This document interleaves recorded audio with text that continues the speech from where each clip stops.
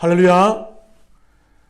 우리 앞지잡으로 서로 인사합니다. 만나서 반갑습니다. 주님의 은혜가 오늘 이 주일 아침 우리 모두에게 함께 하시길 간절히 바랍니다. 오늘 함께 예배하는 모든 분들, 또 가정과 삶의 자리 위에 주님의 은총, 능력이 함께 하실 간절히 축복하며 기원합니다.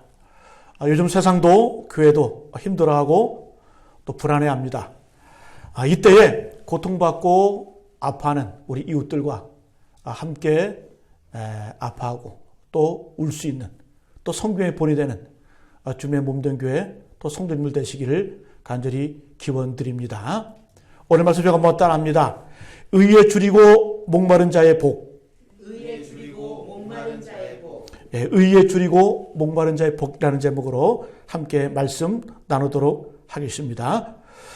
우리가 이제 팔복 함께 말씀을 나누고 있는데 오늘 그 네 번째 복, 의에 줄이고 목마른 자의 복이라는 제목으로 함께 말씀 묵상하도록 합니다. 오늘 예수님께서는 의에 줄이고 목마른 자가 복이 있다라고 말씀을 합니다. 저는 이 말씀을 보면서, 이 구절을 보면서 참 감사하다, 참 은혜가 된다. 왜일까요? 만약에 우리 주님께서 의로운 자가 복이 있다고 말씀하셨으면, 의로운 자가 복이 있다라고 말씀하셨으면 우리 가운데 복받을 사람이 누가 있겠습니까? 우리 모두는 의로운 자 하나도 없습니다. 그러나 오늘 주님께서는 의에 줄이고 목마른 자가 복이 있다라고 말씀합니다. 다시 표현하면 우리가 의롭지 못하지만 의에 줄이고 목말라만 해도 그 자체가 복임을 우리에게 말씀해주고 있습니다. 오늘 의에 줄이고 목마르다, 이 목마르다는 표현은 참 중요한 표현입니다. 세상에서 가장 강한 힘 중에 하나가 바로 이 목마름의 힘입니다. 우리가 이 세상을 살아가면서 어떤 큰 일을 이룬 분들 보게 되면 보통 사람들보다는 목마름의 힘이 강한 분들이에요.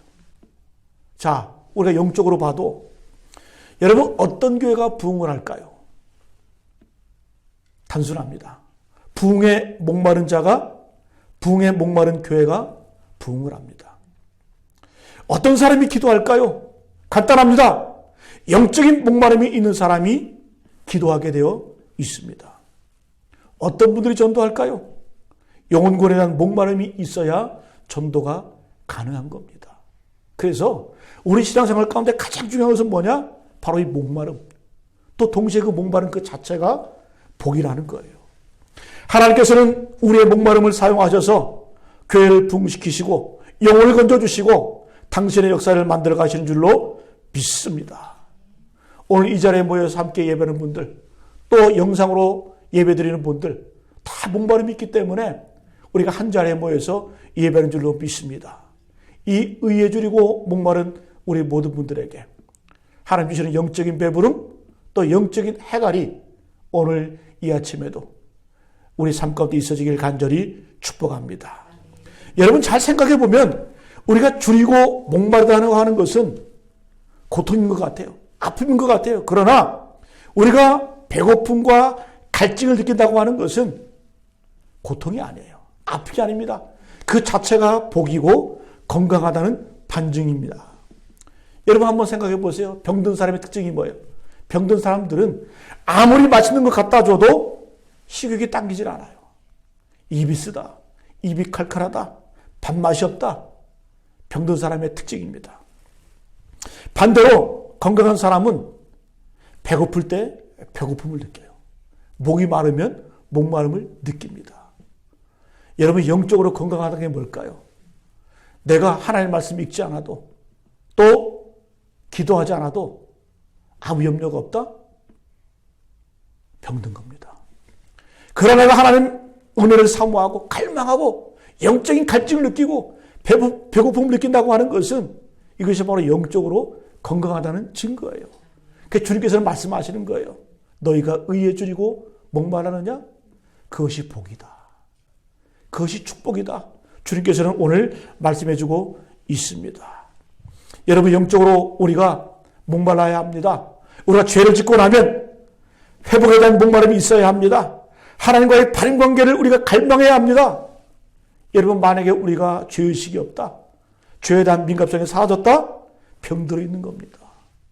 우리 인간은 죄의식이 있어서 그 영혼이 썩지 않습니다. 오늘 말씀을 통해서 주님께서는 의에 줄이고 목마른 자가 복이 있다고 말씀하셨는데, 그럼 오늘 우리는 무엇에 목말아야 할까요? 또 목마른 자의 복이 무엇일까요? 함께 말씀을 나누고 또 하나님의 말씀의 능력 가운데 거하시는 오늘 이 시간 되기를 간절히 축복합니다. 먼저 의에 줄이고 목마르다는 뜻이 무엇일까? 여기서 의라는 것이 무슨 뜻일까? 의. 헬라어로 이 의라는 표현은 디카이오 수네입니다. 디카이오 수네. 영적인 의미가 강합니다. 이 디카이오 수네, 이 의라고 하는 것은 윤리적, 도덕적, 인간적인 의로움이기보다는 하나님과의 바른 관계를 말씀합니다.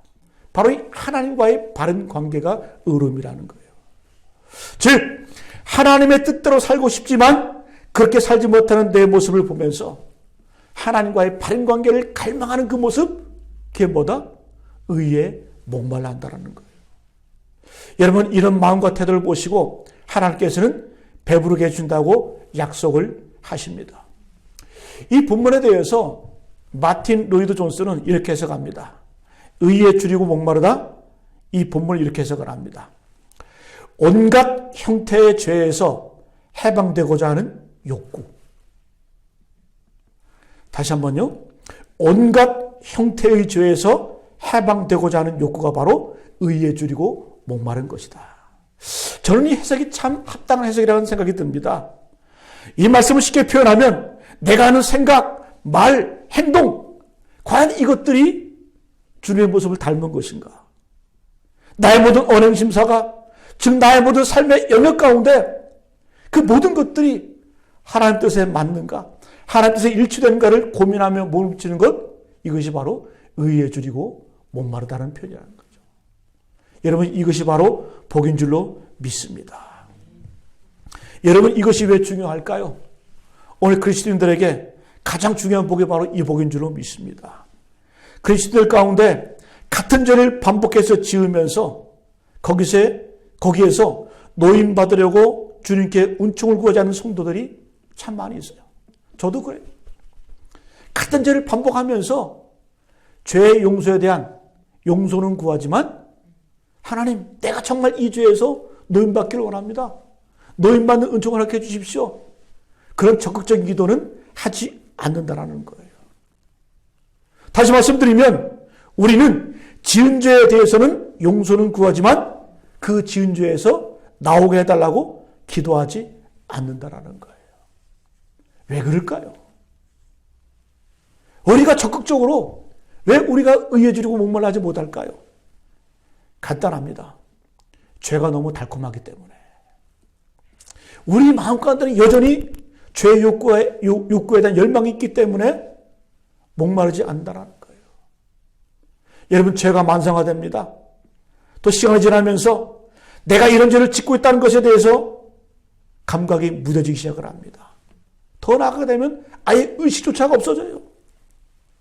나처럼 우리 개구리를 삶을 때에 뜨거운 물에 개구리를 던져놓으면 뜨거워서 금방 튀어나옵니다. 근데 개구리를 미지근한 물에 서서히 끓이고 서서히 삶으면은 제가 죽는지도 모르고 그곳에서 안주한다는 거예요. 여러분, 우리의 영적인 상태가 바로 그렇다는 거예요. 여러분, 우리가 죄가 만성화되어서 죄의 민감성이 묻어져서 의에 줄이고 목마르지 않는 그 심령 상태 때문에 나는 과연 서서히 내 영혼이 죽어가고 있지는 않은가? 만약에 내가 내 자신을 돌이켜서 하나님, 내가 죄에 대해서 용서를 구할 뿐만 아니라 이 죄에 대해서 나오기를 원합니다.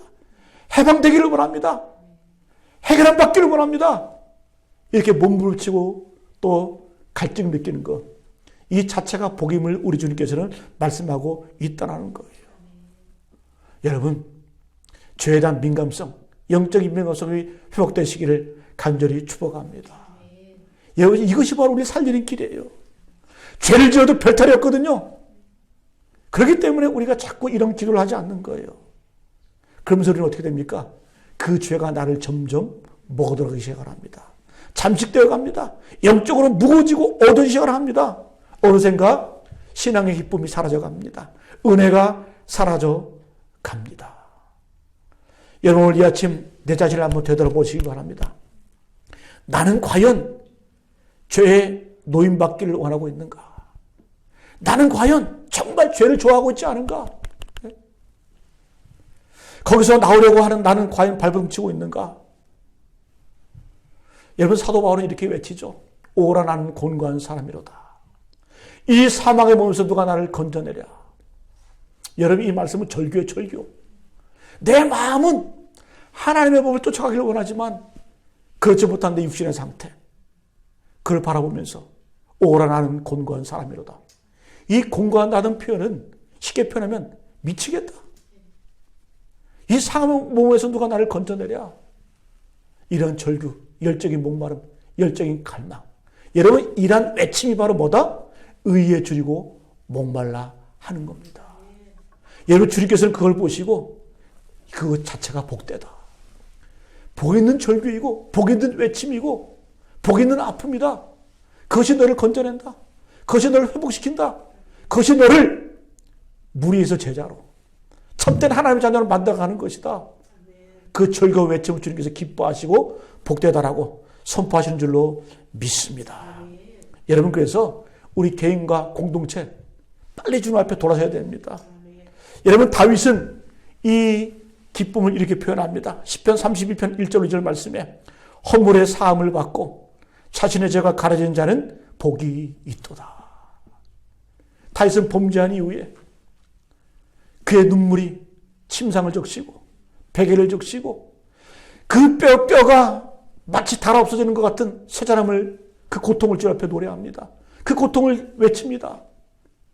그러나 주님께서 그 마음을 보시고 절규하며 회개하는 그 다윗의 마음을 보시고 그의 죄를 사하 주십니다. 그때 다윗은 그 감사, 그 회복의 늘 이렇게 고백하죠. 허물의 사함을 받고 자신의 죄가 가려진 자는 복이 있도다. 어떤 의미일까요? 오늘 말씀하고 똑같습니다. 의에 줄이고 목말라 했을 때 주님께서 뭐라고 말씀하시는 거예요? 복되도다.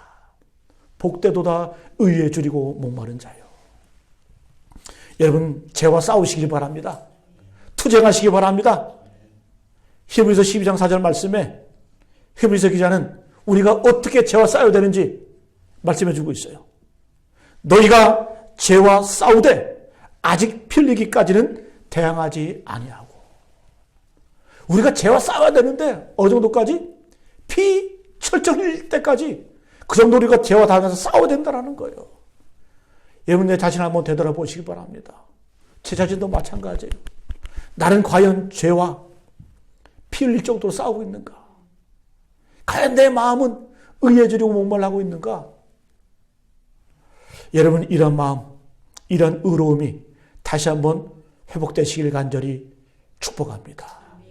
다시 한번 말씀드립니다. 주님께서는 우리에게 의로운 자가 복 있다고 말씀하지 않으시고, 왜? 우리 인간은 가망이 없는 존재 아니에요? 주님께서 우리를 향해서 의롭다고 칭해 주셨기 때문에 칭의의 은혜를 주셨기 때문에 우리가 의롭게 된 것이지, 우리는 본질적으로 죄의 습성, 죄의 지배를 받고 있는 그런 존재들이에요. 그래서 주님께서 뭐라고 말씀하세요? 의에 줄이고 목말라만 해도 그 상태, 그런 존재만 되어도 너에게 복이 있다. 이렇게 말씀해주고 있습니다. 여러분, 주님 주시는 만복을 누리시길 간절히 축복합니다. 자, 그러면 구체적으로 우리가 어떻게 해야 의에 줄이고 목마른 자가 될 수 있을까? 우리는 과연 무엇에 목말라야 할까? 우리 두 가지로 한번 생각해 봅니다. 첫 번째는 구원과 은혜에 대한 목마름이 있어야 합니다. 우리는 뭘 갈망해야 될까요? 하나님 주시는 구원, 하나님 주신 은혜에 대해서 목마름이 있어야 될 줄로 믿습니다. 여러분, 이 목마름은 방향의 문제예요. 우리의 목마름이 이 세상을 향할 것인가, 아니면 주님을 향한 구원과 은혜의 그 은총을 향한 그런 목마름인가 선택해야 된다는 거예요. 여러분, 알렉산더 대왕이 수많은 땅을 정복한 이후에 젊은 나이에 죽습니다. 30대 초반에 죽죠. 그죠? 그가 죽을 때 마지막 유언을 이렇게 합니다. 여러분 잘 아시죠? 내 관을 만들 때 구멍 2개를 내라. 왜 그럴까요? 손이 나오게. 그래서 이 알렉산더의 관이 움직일 때마다 손이 덜렁덜렁 움직이는 거예요. 어떤 의미입니까? 이 세상은 빈손으로 왔다가 빈손으로 간다. 수많은 땅을 정복해 보았고 힘을 가져보았고 권력을 가져보았지만은 그러나 모든 것이 헛되다라는 거예요. 여러분 이 땅의 것, 이 세상의 것 갈증을 느끼다고 한다면 그걸로 채워져 간다면 마치 바닷물을 마시는 것처럼 더욱더 목마르다는 거예요. 더욱더 갈증이 생긴다는 겁니다. 그래서 여러분 우리는 목마름의 방향을 먼저 결정해야 돼요. 이 목마름의 그 방향, 무엇에 목마르냐에 따라서 우리 인생의 가치가 결정이 되는 겁니다. 여러분 제일 먼저 우리는 무엇에 목마르야 할까요? 믿지 않는 자들은 구원에 대한 목마름이 있어야 돼요. 저는 그 알렉산더의 그 모습이 뭐냐? 바로 이 알렉산더는 이 세상의 것들 다 누려봤지만 그러나 만족을 못한 거예요. 인생의 본질적인 것들 해결은 밖에는 그런 목마름이 있었다라는 거죠. 여러분 돈, 권력, 힘 그 많은 것들 우리를 채워주지 못합니다. 반드시 후회하는 인생을 살아갑니다. 여러분 그 반증, 그 증거가 있잖아요. 우리가 솔로몬을 바라보면서 여러분 솔로몬이 하는 인물은 어떤 인물이에요? 이 세상의 목마름 다 해결해봤던 사람이에요. 자기 배고픔 배불러봤던 사람이에요. 무엇을 가지고? 이 땅의 것을 가지고. 여러분 열왕기상 말씀을 읽게 되면 솔로몬의 이야기가 많이 나오는데 솔로몬은 첫 번째로 참 배불렀던 사람이에요. 물질적인 풍요를 마음껏 누렸던 사람입니다. 열왕기상 10장 21절 말씀. 솔로몬 왕이 마시는 그릇은 다 금이요 레바논 나무궁의 그릇들도 다 정금이라. 솔로몬이 마셨던 그 잔이 다 금이었다는 거예요. 솔로몬이 먹었던 밥그릇 다 금으로 되었다는 거죠. 솔로몬 궁궐에는 이렇게 표현합니다. 은기물이 없으니 솔로몬 시대의 은을 귀히 여기지 아니하였다. 여러분 우리가 돈이 아무리 많아도 재산이 아무리 많아도 아침에 밥 먹을 때 물 마실 때 금그릇 금잔으로 물 마시는 분 계세요? 솔로몬이 이 정도 부경화로 됐다는 거예요. 솔로몬이 하루에 먹는 음식 얼마나 먹는지 한번 볼까요? 열왕기상 4장 20절 23절에 보니 솔로몬의 하루의 음식물은 가는 밀가루가 30고루요. 굵은 밀가루가 60고루요. 살찐 소가 10마리요. 소를 10마리 먹었대요. 혼자 다 먹은 거 아니겠지, 그죠? 초장의 소가 20마리요. 양이 100마리며 하루 양을 100마리 먹었대요. 그 외 숫사슴과 노루와 암사슴과 살찐 새들이었더라. 솔로몬의 궁 안에서, 궁궐에서 하루에 먹은 게 이 정도 먹었다는 하루의 음식물이. 그러면 혼자 먹지 않았겠죠, 그죠? 그만큼 솔로몬의 궁궐이 풍요로웠다는 거예요. 요즘을 환산해 보니까 이 정도의 양은 하루에 몇 명이 먹을 수 있을까? 14,000명이 먹을 수 있다. 14,000명이. 그러니까 솔로몬의 궁궐에서 하루에 14,000명이 먹고 마셨다는 거예요. 얼마나 풍요롭습니까? 얼마나 배부릅니까? 솔로몬은 그것뿐만 아니라 지혜와 지식도 풍부했어요. 솔로몬의 지혜가 동쪽 모든 사람의 지혜와 애굽의 모든 지혜보다 뛰어난지라. 그 당시 동쪽 애굽 그 모든 지혜보다 뛰어났다라는 거예요. 그 모든 사람보다 지혜로워서 에스라 사람 에단과 마올의 아들 헤만과 갈골과 다르다보다 나음으로 그의 이름이 사방 모든 나라에 들렸더라. 뭐 그 당시에 똑똑한 사람들이 있었나 봐요. 에단, 헤만, 갈골, 다르다. 요즘으로 말하면 뭐 아인슈타인, 예? 뭐 빌 게이츠, 예? 뭐 이런 사람과 비견될 만한 그런 존재들이겠죠. 근데 솔로몬은 그런 모든 사람들보다도 지혜가 뛰어났다. 지식이 뛰어났다. 예술적으로 뛰어났어요. 그가 잠언을 3,000가지를 말하였고 그의 노래는 1,005편이며 그가 쓴 글이 3,000가지 글을 썼다라는 거예요. 그리고 노래를 1005편. 우리는 노래 10개도 못 외우는데, 그죠? 근데 솔로몬은 노래를 1005편을 만들어, 1005편. 초목에 대해서 짐승, 새와 기어다니는 것들, 물고기에 대해서 다 말하였다. 식물학 박사였다, 동물학 박사였다라는 거죠. 그래가지고, 열왕기상 4장 44절에 보면, 사람들이 솔로몬의 지혜를 듣고자 세계 만방 가운데 몰려왔다고 이렇게 표현을 합니다.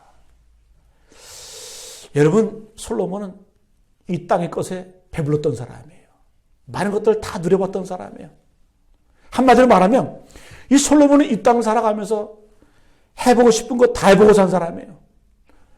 전도서 2장 10절에 이렇게 표현합니다. 솔로몬이 말하는 고백이에요.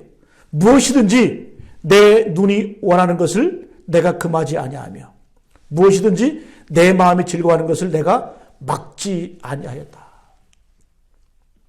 쉽게 표현하면 내 눈이 원하는 것, 내 마음이 끌리는 것 다 취해봤다라는 거예요. 다 가져봤다라는 거예요. 다 누려봤다라는 거예요. 이게 바로 전도서 2장 10절의 고백이에요. 근데 딱 11절로 한번 넘어가 보세요. 그 다음에 하는 고백이 뭐냐. 그 후에 내가 생각해 본 즉 내 손으로 한 모든 일과 내가 수고한 모든 것이 다 헛되어 바람을 잡는 것이며 해 아래에서 무익한 것이로다.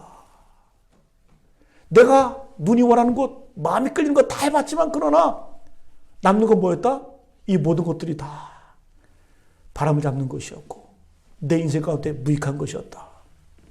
전도서 1장 3절 말씀에 다윗 솔로몬의 인생을 요약하잖아요. 헛되고 헛되며 헛되고 헛되니 모든 것이 헛되도다.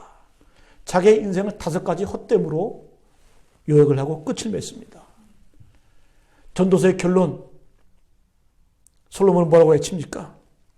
일의 결국을 다 들었으니 하나님을 경외하고 그의 명령을 지킬지어다. 이것이 모든 사람의 본분이니라. 하나님은 모든 행위와 모든 은밀한 일을 선악간에 심판하시리라. 솔로몬의 마지막 외침, 마지막 절규는 뭐냐? 내가 이 땅의 것들 다 누려봤고 다 가져봤지만 일의 결국을 내가 보았다. 그러나 인간의 본분이 뭔 줄 아느냐? 하나님을 경외하고 하나님의 명령을 지키는 것이 인간의 본분이다. 여러분, 오늘 말씀을 똑같은 말씀이에요. 우리가 하나님을 경외하고 또 하나님 주신 명령을 지키는 것 뭐예요? 의에 줄이고 목말라는 겁니다. 의에 줄이고 목마른 것이 인간의 본분일 뿐만 아니라 또 그걸 통해서 하나님께서 기뻐하시고 또 그 모습을 통해서 하나님께서 우리를 채워주시고 후회하지 않는 인생을 살게 해준다는 거예요. 솔로몬은 언제 깨달았어요? 말년에 깨달은 겁니다. 한마디로 표현하면 이 솔로몬의 인생은 실패한 인생이었다. 솔로몬은 이 땅의 것을 가지고 다 누려보았고 채워봤지만 그러나 그가 마지막 했던 그 외침은 뭐예요? 그러나 모든 것들이 헛되어 바람을 잡는 것이었고 무익한 것이었다. 솔로몬이 뭐라고 우리에게 권면합니까? 일의 결국을 내가 들어봤다. 그러나 우리 인간의 본분이 무엇인 줄 아느냐? 하나님을 경외하는 것이다.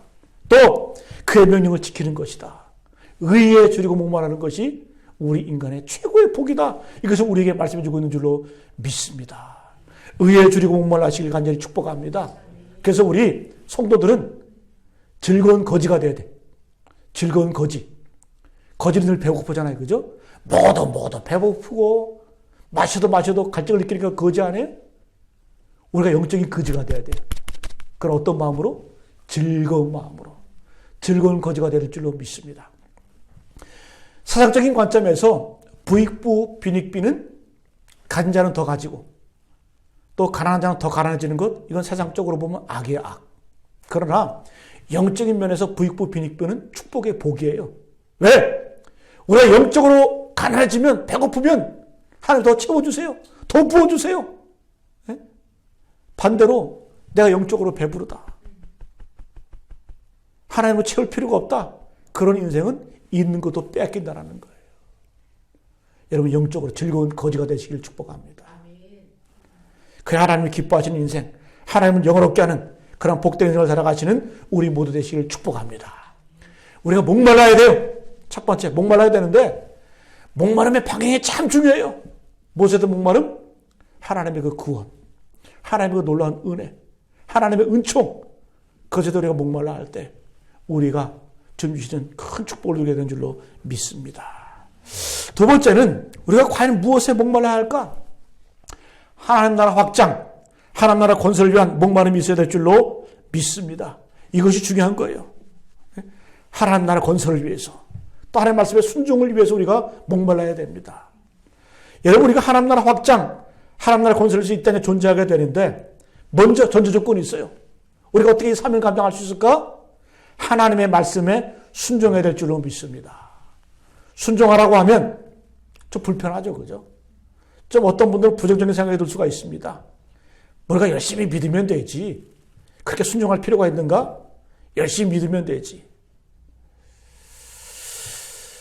여러분, 어떤 신학자가 이런 말을 했어요. 한국 교회가 미국 교회를 비교를 했는데 한국 교회와 미국 교회의 결정적인 차이가 뭘까? 한국 교회 성도와 미국 교회 성도들의 그 차이점이 뭘까? 이렇게 진단을 합니다. 한국 교회는 삶이 결여되어 있다. 한국 교회는 믿는 거 잘 믿는데 그러나 삶은 결여되어 있다. 믿는 것과 행위가 일치하지 않는다. 언행이 일치가 되지가 않는다. 그저 바로 한국교회의 가장 큰 문제점으로 들고 있습니다. 여러분, 하나님의 말씀을 믿긴 믿는데 그대로 살지를 않아요. 하나님의 말씀을 배우긴 배우는데 순종에는 별로 관심이 없어요. 그저 어떻게 해요? 값싼 은총, 값싼 믿음, 회개하고 용서받으면 되지. 예? 뭐 그렇게 순종하면 적극적으로 극성맞게 순종할 필요가 있는가? 이것이 문제라는 거예요. 여러분, 믿음에 한번 적용해 볼까요? 우리가 자녀를 낳게 되면 성인이 되기까지, 웬만큼 자라기까지는 부모 책임이에요. 부모가 먹이고, 부모가 입혀주고, 또 돈을 지불해 가면서 교육을 시킵니다. 그냥 성년이 되기 전까지, 미성년까지는 부모가 다 책임지는 겁니다. 그러나 자라게 되고 청년이 되고 철이 들면 이제 반대로 부모가 자녀에게 요구하는 게 있어요. 너 내 말 잘 들어야 돼? 저도 이제 우리 큰딸이 점점 커가는데 얘기를 해요. 그 전까지는 제가 뭐라고 혼내요. 뭐 혼내도 잘 못 알아듣잖아요. 그죠? 애기들은. 그러나 어느 정도 이제 10대 중반 후반 넘어가면서 부모들은 자꾸 요구하는 거예요. 너 아빠 말 잘 들어야 돼? 엄마가 얘기하는 거 잘 들어야 돼? 예? 안 들으면 어떻게 됩니까? 책임이 따르죠. 혼내죠. 예? 때로는 좀 모질게도 다루죠. 왜 그럴까요? 내 자식이기 때문에, 내 자식이기 때문에. 여러분, 남의 자식이라고 한다면 말 듣든 안 듣든 뭔 상관이 있겠어요. 그죠? 내버려 두는 거예요. 방관하는 거예요. 여러분, 하나님과 우리 관계도 마찬가지예요. 우리가 구원받을 때 우리가 뭐 한 게 있습니까? 하나님의 자녀가 될 때, 하나님의 자녀가 태어날 때 우리는 한 게 없어요. 하나님께서 우리를 만세전부터 택하셨어요. 우리를 구원하시기 위해서 당신 아들, 하나님의 아들 십자가 아들을 죽게 만드셨어요. 그 보혈의 피로 말미암아 우리가 구원받았어요. 그저 우리는 어떻게 해요? 믿으면 되는 거예요. 우리가 구원받기 위해서, 하나님의 자녀가 되기 위해서 할 수 있는 것은 아무것도 없습니다. 그냥 믿기만 하면 돼. 하나님이 다 해주시는 거예요. 그 은혜로 말미암아 우리가 어떻게 해요? 구원받은 하나님의 백성이 되었어요. 할렐루야! 자, 그러면 하나님의 자녀가 되었으면, 하나님의 백성이 되었으면 이제 주님께서 우리에게 요구하세요. 하나님의 말씀을 들어라. 하나님의 말씀 따라 살아라. 마음을 다하고 목숨을 다하고 힘을 다해서 하나님을 사랑하고 이웃을 사랑하라. 우리에게 말씀하십니다. 그 명령에 순종을 해서 우리에게 요구하시는 거예요. 순종하면 어떻게 될까? 그에 대한 책임이 따릅니다. 우리가 여러분 이스라엘 역사를 보면 알잖아요. 우리는 부러워하죠. 수많은 민족이 있는데 세계 만방 가운데 얼마나 많은 민족이 있어요. 근데 하나님께서는 특별하게 이스라엘 민족을 택하셔서 택한 백성, 선민으로 택하여 주셨어요. 이스라엘 민족을. 또 거룩하다 말씀하셨어요. 성민. 그런데 여러분, 택한 이스라엘 백성들이 그들의 역사를 보게 되면 평안합니까? 늘 번영합니까? 아니잖아요. 그들은 고통받고 신음하고 하나님을 멀리 떠났을 때는 외세 침략을 받고, 여러분 AD 70년에 나라가 완전히 멸망한 이후에 1940년 중반까지 나라 없는 민족이었잖아요. 그죠? 세계 열방까지 흩어져가면서 고통당하고 핍박당하고, 예? 수많은 전쟁 가운데 2차 세계대전 때 600만 명이 학살당하잖아요. 그죠? 왜 그럴까? 하나님의 택한 백성인데, 하나님의 백성에게는 그만큼 책임이 있다는 거예요. 영적인 책임이 조진다는 거예요. 그 책임을 다하지 못할 때는 어떻게 해요? 고통에 따른다는 거예요. 하나님의 자녀에 대한 그 걸맞는, 하나님의 백성다운 그런 삶을 살아갈 때 진정한 복이 우리에게 임하게 될 줄로 믿습니다. 할렐루야. 여러분, 그래서 우리가 이 구원과 행위의 이 교리는 너무 중요합니다. 우리가 예수 믿으면 됐지, 용서받으면 됐지, 그걸로 끝나는 게 아니에요. 끝까지 우리는 구원일 뿐만 아니라 성화의 과정까지 나아가야 됩니다. 그것에 대해 우리가 목말라야 될 줄로 믿습니다. 그저 우리의 삶을 온전하게 만드는 거라는 거죠.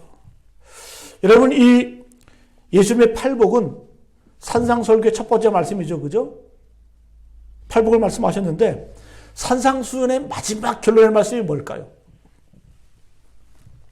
마태복음 7장에 보게 되면 산상수훈의 마지막 결론의 말씀은 모래 위에 지은 집, 또 반석 위에 지은 집, 그 결론으로 이 예수님의 산상설교가 마지막으로 맞춰지게 됩니다. 자, 마태복음 7장 26절 말씀에 어떻게 결론을 내리냐? 나의 이 말을 듣고 행하지 아니하는 자는 그 집을 모래 위에 지은 어리석은 사람 같다. 여러분, 지금까지 주님께서 산에서 말씀하셨어요. 제자들을 향해서, 무리를 향해서 말씀을 선포하셨는데, 근데 주님 뭐라고 말씀해? 결론적으로 나의 이 말을 듣고 행하지 아니하는 자는 어떤 사람이다? 그 집을 모래에 지은 어리석은 사람이다. 그 앞으로 한번 가볼까요? 7장 24절. 그러므로 누구든지 나의 이 말을 듣고 행하는 자는 그 집을 반석 위에 지은 지혜로운 사람 같으리니. 아까 행하지 않는 사람 어떤 사람? 어리석은 사람이다. 반대로 행하는 사람은 지혜로운 사람이다. 그 집을 마치 견고한 반석에 짓는 그런 사람이다. 더 앞으로 가볼까요? 7장 21절 말씀. 나더러 주여 주여 하는 자마다 다 천국에 들어갈 것이 아니요 다만 하늘에 계신 내 아버지의 뜻대로 행하는 자라야 들어가리라. 행하는 자라야 들어가리라. 주님께서 얼마나 많은 말씀하셨어요. 얼마나 많은 교훈을 주셨습니까? 그러나 마지막 결론은 뭐라고 말씀하시냐? 행하는 자라야 들어가리라. 행하는 자라야 들어가리라.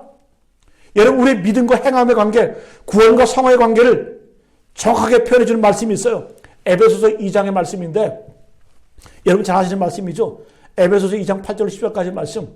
너희가 그 은혜를 인하여 믿음으로 말미암아 구원을 받았나니 이것은 너희에게서 난 것이 아니요 하나님의 선물이라. 우리 구원의 교리죠. 그죠? 너희가 그 은혜를 인하여. 은혜라는 얘기는 뭡니까? 우리가 할 수 있는 것은 아무것도 없다는 거예요. 은혜였다는 거죠. 너희가 그 은혜를 인하여 믿음으로 말미암아, 그냥 믿은 거예요. 구원을 받았나니 이것이 너희에게서 난 것이 아니요 하나님의 뭐다? 하나님의 선물이다. 선물로 구원은 주어지는 거예요. 여러분, 여기서 끝나지 않아요.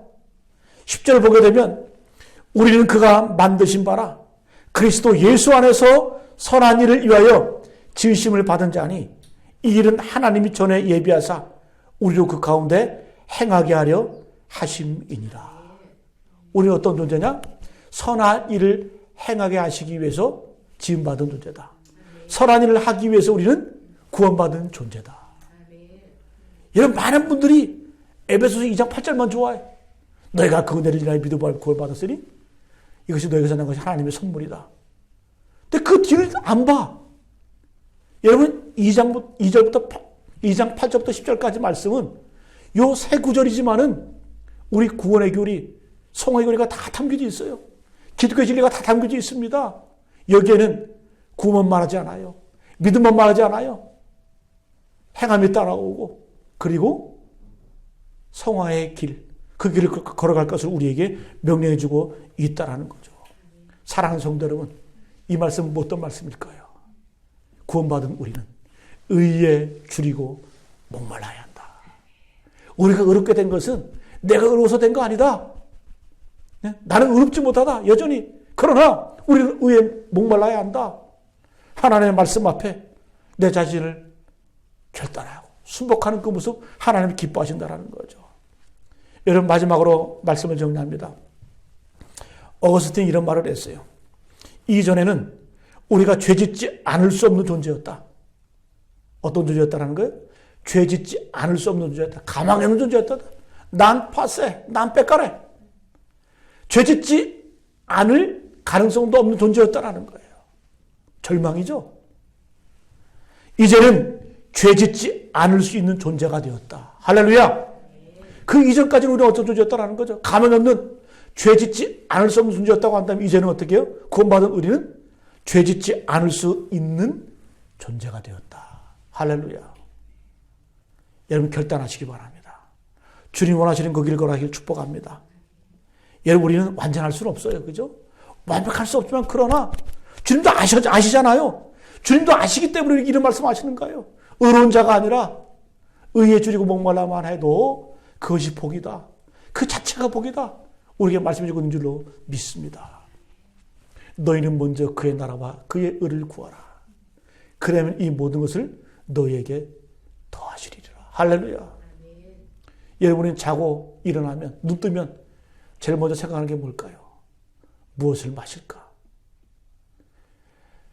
공복에 물을 먹어야 건강하되죠? 눈 뜨자마자 하는 일이 뭐냐? 아, 물 마셔야지. 아침밥 먹고 출근해야지. 무엇을 마실까? 무엇을 먹을까? 뭐 입고 나갈까?